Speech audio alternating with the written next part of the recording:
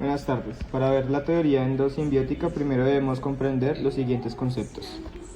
¿Qué es una célula? La célula es el componente básico de todos los seres vivos. En el cuerpo humano está compuesto por billones de células. Le brindan estructura al cuerpo, absorben los nutrientes de los alimentos, convierten esos nutrientes en energía y realizan funciones especializadas.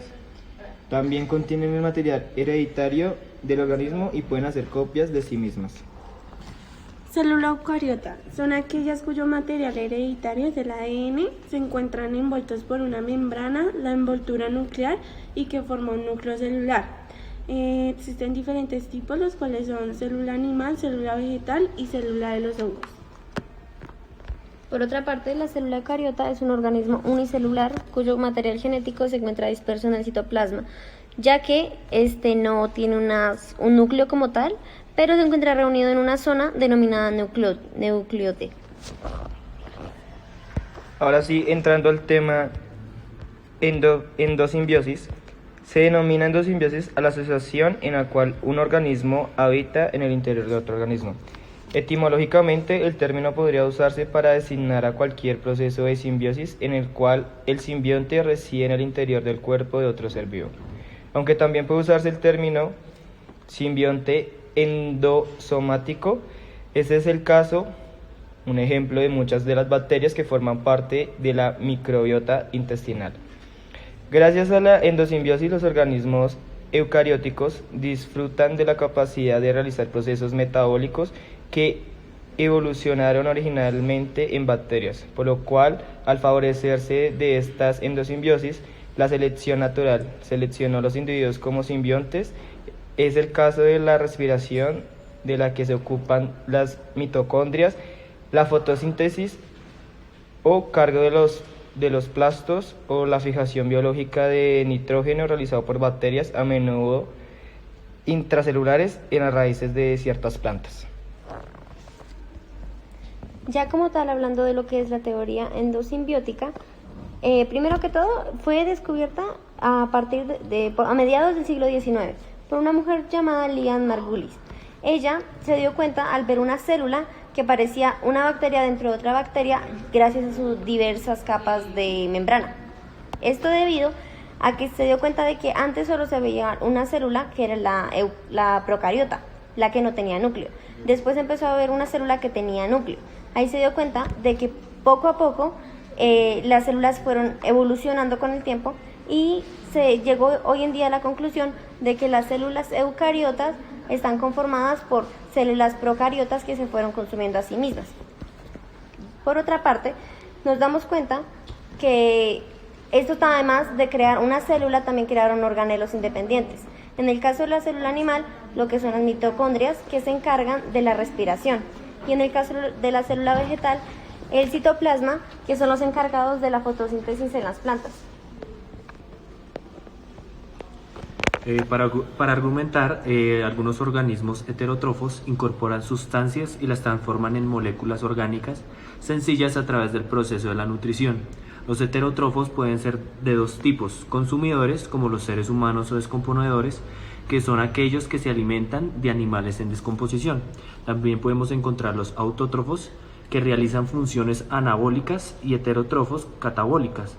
Los heterótrofos necesitan energía química, mientras que los autótrofos necesitan energía lumínica y química.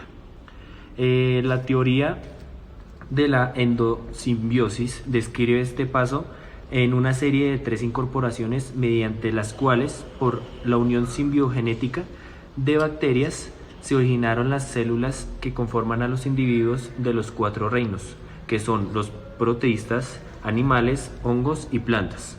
Podemos encontrar la primera incorporación, que es una bacteria consumidora de azufre, que utilizaba el azufre y el calor como fuente de energía. Esta arqueaba, fermentadora o termoacidofilia. Se habría fusionado con una bacteria nadadora. Por segunda incorporación podemos encontrar que se postula que existía un organismo con un núcleo que todavía era anaeróbico, incapaz de metabolizar oxígeno, ya que este gas suponía un veneno para este mismo.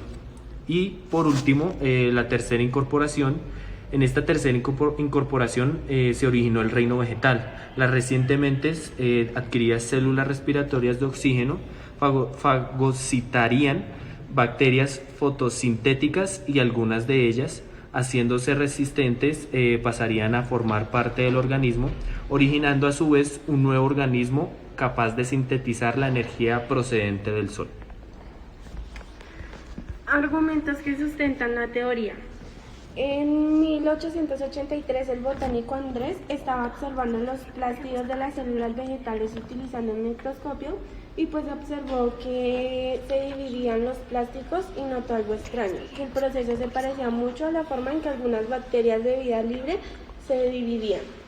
También durante los años 50 y 60 los científicos descubrieron que tanto las mitocondrias como los plásticos dentro de las células vegetales tenían su propio ADN. Este era diferente al resto del ADN de la célula vegetal. Cuando los científicos observaron más de cerca los genes del ADN mitocondrial y cloroplástico, encontraron que los genes se parecían más a los procariotas. Esto nos dice que los órganos están más relacionados con los procariotas. Otros argumentos era que el tamaño de las mitocondrias es similar al tamaño de algunas bacterias, también que las mitocondrias y los cloroplastos contienen ADN bicatenario circular cerrado covalente, que al igual que los procariotas, mientras que el núcleo eucariota posee varios cromosomas bicatenarios lineales. También decían que están rodeados por una doble membrana, lo que concuerda con la idea de una fagocitosis. Otro argumento era que las mitocondrias y los cloroplastos se dividen por fisión binaria, al igual que las procariotas, y las eucariotas lo hacían era por la mitosis.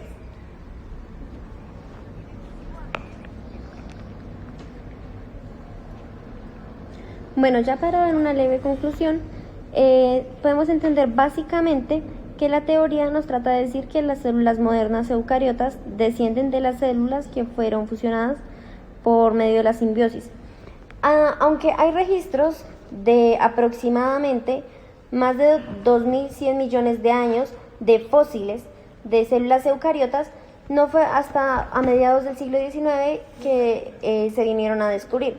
Sin embargo, gracias a ello podemos hoy tener conocimiento de ellas y ver cómo funciona nuestro sistema respiratorio por medio de la célula, como lo es con la mitocondria, y la fotosíntesis en las plantas, como lo es por medio de los cloroplastos.